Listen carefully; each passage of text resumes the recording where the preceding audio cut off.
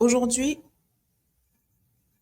nous allons parler de ce discours que les mamans, surtout de cette génération, donc de ma génération ou même un peu au-dessus, aimaient dire à leurs filles, étudie d'abord, les études, c'est ton premier mari. Mais une fois qu'elles arrivent fin vingtaine, début trentaine, les mêmes mamans-là commencent à les harceler que, oh, où est notre beau-fils, où est ton mari, comment ça tu n'as pas d'homme, tu ne rends compte pas les hommes, et on commence à te coller une étiquette de tu repousses les hommes, tu as un esprit de célibat, tu as ceci, surtout en plus si tu fréquentes une église évangélique, là, on va commencer à te dire que tu as des esprits de célibat et toi, alors que tu sais juste simplement pas t'y prendre. C'est de ça qu'on va parler aujourd'hui, parce que c'est un sujet que j'avais mis il y a longtemps, en fait, sur ma liste de thèmes à aborder. Et je savais pas trop comment l'amener parce que c'est un sujet quand même assez sensible étant donné que je crois profondément que la raison fondamentale pour laquelle ces mamans-là recommandent à leurs filles d'étudier très fort et que les études c'est ton premier mari, je pense que ça vient d'une bonne intention. Moi, je pars de ce postulat-là, que ça vient d'une bonne intention et que en fait, elles oublient que mettre les études en priorité comme elles le conçoivent dans leur esprit, ben, les résultats sont pas probants vu que quelques années plus tard, elles questionnent, elles reprochent souvent même à leur fille, comment ça, tu as la fin vingtaine, début trentaine, tu n'as pas encore de mari, tu vas te marier quand nous on attend, on veut les petits-enfants, vous connaissez tout ce qui se passe généralement dans ce genre de conversation quand vous êtes africaine ou quand vous êtes afrodescendante. Alors, pour ceux qui ne me connaissent pas, bienvenue sur la chaîne Babe Network. Ici, on parle de féminité, de lifestyle et des trouvailles. Donc, vous pouvez vous abonner gratuitement, il n'y a pas de problème. Il y a des paliers également d'abonnement pour avoir accès à du contenu. D'ailleurs, j'avais fait une vidéo qui n'est accessible. Il y a deux vidéos qui sont en privé maintenant. Celle qui explique pourquoi est-ce que la majorité des femmes noires ne sont pas épanouies. Celle-ci, vous pouvez la retrouver dans le premier palier qui est le membre hors pair. Elle est disponible dans ce palier-là. C'est une vidéo qui dure à peu près un bon 45 minutes parce qu'on va vraiment en profondeur dans toutes les sphères de la vie, comment rééquilibrer tout ça, sur lesquelles tu as vraiment besoin de travailler. Je veux dire, c'est une vidéo, like it's training. C'est vraiment une vidéo instructive, pas à pas, qui va t'expliquer comment comment tu peux retrouver ton propre équilibre en tant que femme par rapport à ces sphères-là qui sont très importantes dans la vie d'une femme, en sachant en premier, en fait, dans lesquelles est-ce que tu as besoin d'amélioration. Il y a ce qu'on pense, qu'on sait, qu'on connaît, et il y a la réalité quand tu t'assois pour faire le bilan. C'est une vidéo de 45 minutes. Et la dernière que j'ai faite, qui est accessible simplement aux membres diamants, c'est comment être le total package. Il va y avoir également d'autres thématiques parce que j'ai des abonnés qui sont dans le palier membres diamants qui me font des suggestions de thèmes que je trouve très, très intéressantes, notamment...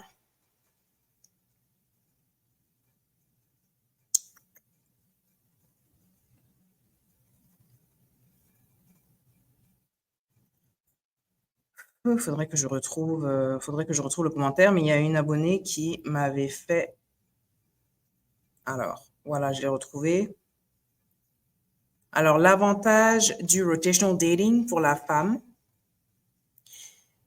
Donc, le fait d'aller en rendez-vous avec avec plusieurs hommes qui pourraient être des très bons matchs pour toi. Pourquoi?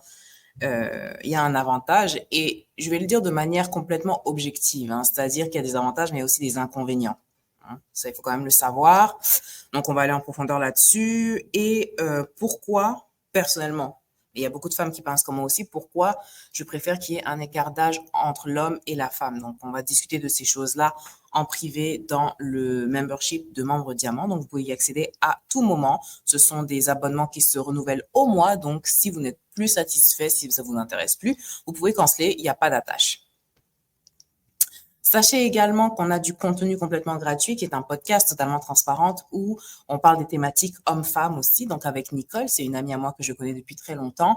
On a deux dynamiques un peu différentes, même si on est très très similaires dans les idées. Vous pouvez y avoir accès. La saison 1 s'est terminée en juin. La saison 2 devrait reprendre cet automne. Donc pour revenir à la thématique. Comme je le disais au tout début, je ne pense pas que les mamans qui mènent ce genre de discours à leurs filles le fassent avec de mauvaises intentions. Je pense personnellement et avec conviction que ces mamans-là, en fait, retranscrivent, si vous voulez, d'une certaine manière. Vous pouvez toujours mettre des commentaires, en fait, lors du live. Ça me fera plaisir qu'on discute et de répondre à vos questions. Je pense elles essaient de transmettre à leurs filles le fait de ne pas faire les mêmes erreurs qu'elles. Sauf qu'il y a plein de choses qu'elles oublient de mentionner quand elles informent leurs filles sur l'importance des études.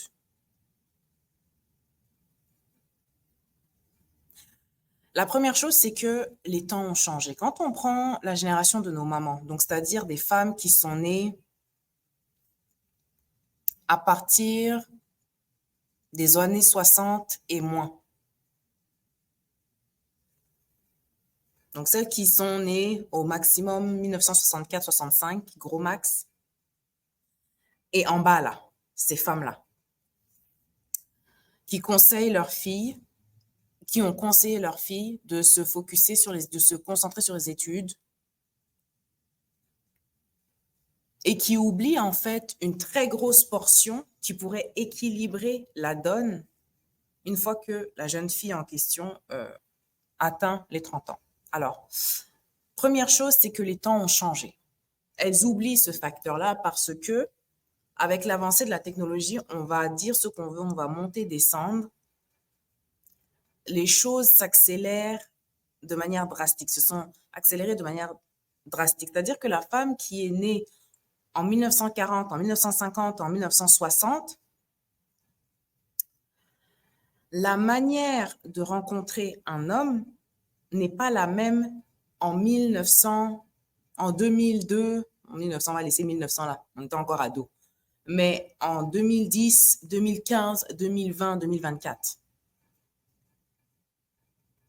Okay? Quelqu'un qui est né en 1950, sa fille, en 2010, devrait avoir à peu près 30 ans. Ce qui fait que dans les années 2000, dans la vingtaine, c'est là qu'elle est à l'école. Mais la vingtaine, souvenez-vous, les années 2000, souvenez-vous, c'était le boom de l'Internet. Beaucoup plus de gens faisaient des études, allaient à l'université. Les femmes ont grandi avec la propagande, entre guillemets, de l'égalité homme-femme. Il y a plein de choses qu'il faut mettre en compte qu'elles n'ont pas nécessairement vécu dans les années 40, 50 et 60.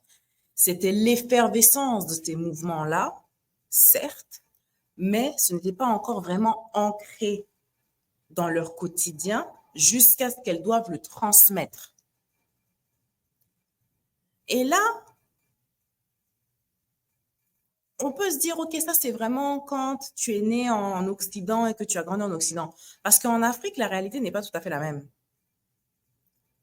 Bien que l'Internet ait une incidence sur la manière de rencontrer les gens, il faut quand même comprendre que quand tu es né en Afrique, grandi en Afrique et que tu viens en Occident pour tes études, tu changes de paradigme.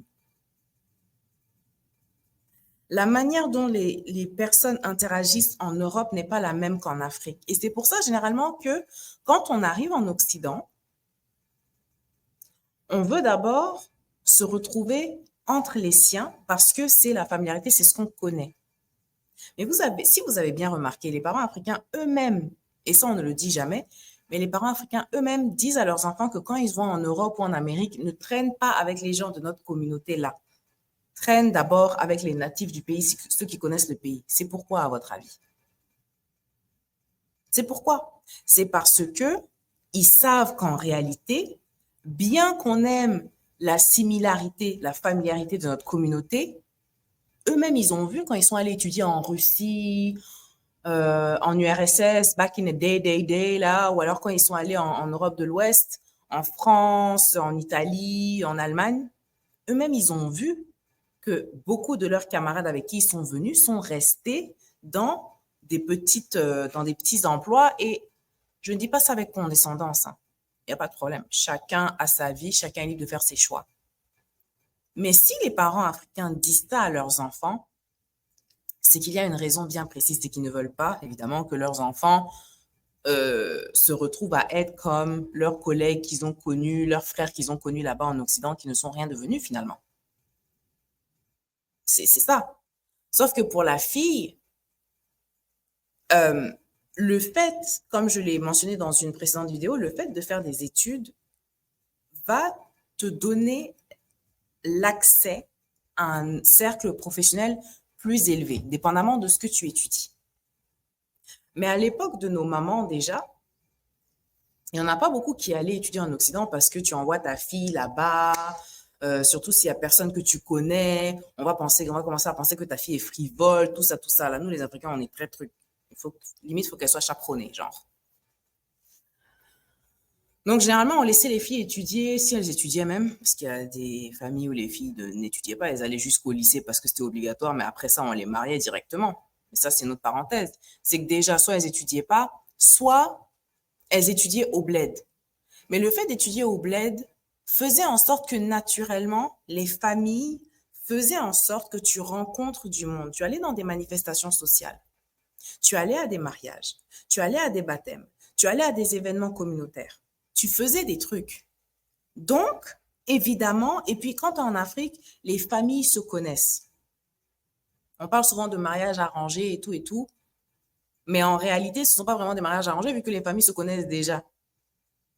Ils se connaissent déjà, donc ils savent, si vous voulez, plus ou moins les valeurs, si vous avez des valeurs communes ou pas, si vous avez été élevé de la même manière ou pas. Donc, c'est plus facile de faciliter des rencontres du même milieu social, du même rang social, de la même caste, même parce que en Afrique, c'est une réalité. Il y a encore les histoires de caste. Moi, j'ai pas de problème avec ça. Mais il y a encore les histoires de caste. Donc, étant dans ce socle-là, étant dans cet environnement dans lequel tu as grandi, c'est normal qu'on puisse te présenter des gens ici et là. Mais quand tu as fait toute ta vie en Afrique, que tu vas étudier en Occident, tu dois reprendre complètement à zéro. Et l'habileté de créer ou d'adhérer à un cercle social plus élevé ou le même cercle social que toi, ça ne t'est pas enseigné en fait.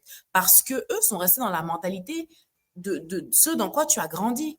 Ils ne t'ont pas donné les outils en tant que toi, femme, de pouvoir accéder à un cercle social similaire, mais en Occident. Parce qu'en plus, ça, ils te disent ne traîne pas avec tes frères là. Donc, tu dois aller dans une autre communauté dont tu ne connais ni les codes, ni les manières de faire. Tu dois tout apprendre. Et pour une femme, c'est quand même un exercice difficile. On va monter, descendre, ça reste difficile. Parce qu'on n'a pas cultivé, chez les Africains, on ne cultive pas nécessairement les intérêts extrascolaires. Tu vas à l'école, tu rentres à la maison, tu fais tes devoirs, tu vas t'occuper de tes frères et sœurs, tu vas peut-être regarder comment on fait à manger. Mais les activités extrascolaires, les activités sociales, si ça à part aider dans les mariages, aider dans les baptêmes, être la fille de service, on ne trouve pas nécessairement l'esprit à avoir des activités. Et pour les gens qui ont les moyens, on t'envoie en vacances, tu vas voir des cousines dans un autre pays et tout. Mais ça, c'est une faible partie de la population. C'est pas la majorité de la population. Donc, les mamans qui disent, oui, étudie d'abord, c'est ton premier mari, machin, c'est un très bon conseil dans la mesure où elle sait pertinemment, en fait, de manière consciente ou inconsciente d'ailleurs, donc elle ne sait pas forcément, mais en réalité, quand elle donne ce conseil qui est quand même un bon conseil, de prendre ses études au sérieux, quand elle donne ce conseil-là, en fait, c'est que, en gros, elles disent, je ne t'ai pas donné les habiletés quand je t'envoie en Occident, à l'extérieur, je t'ai pas donné les habiletés de créer un réseau social, de, de, de, de, euh, de faire en sorte que tu rencontres des gens parce que je ne connais personne à l'étranger.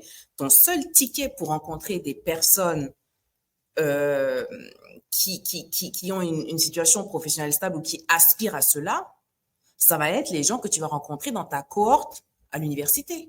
Ce qui n'est pas faux en soi. C'est pas faux. Le seul problème, c'est que on dit, et souvent à la femme africaine musulmane, en tout cas, nous, on veut un musulman après, ce sont leurs règles, j'ai pas de problème. Mais pour les autres, est-ce qu'on leur explique réellement ce qu'elles devraient rechercher chez un homme? Parce que même si tu étudies beaucoup, que tu prends tes études au sérieux pour te mettre dans une meilleure position dans le futur, chose qui reste importante pour ta survie de femme, mais même là, je trouve que c'est biaisé parce que le rôle des parents, en tout cas dans mon idéal à moi, et je sais qu'il y a certains parents qui s'efforcent à le faire. Je le sais parce que dans ma famille, ça a été le cas. Quand il y a eu des décès et qu'il y a eu répartition de l'héritage, on a d'abord donné aux filles l'héritage, et ensuite le reste, là, les garçons se sont débrouillés. J'ai vu ça de mes propres yeux. Donc, et ça, c'était pour l'époque. Ça, c'était pour l'époque. Donc, le travail, à mon avis, est-ce que je vais vouloir pour, surtout si j'ai des filles, c'est que peu importe, et comment il s'appelle, Stanislas Zézé a fait ça pour sa fille. Ma fille, si tu veux travailler, great, mais tu n'auras pas, tu vas pas épouser un homme pour ce qu'il a nécessairement. Tu n'auras pas besoin d'étudier pour avoir accès à un certain niveau social parce que je me suis déjà occupée d'assurer ton avenir en termes d'héritage. Donc, tu peux étudier ce que tu voudras. Tu veux faire la musique classique, le violon, le machin, la danse classique que personne ne valorise en Afrique là-bas. Elle peut le faire parce qu'elle sait qu'elle n'aura pas à se soucier de sa survie.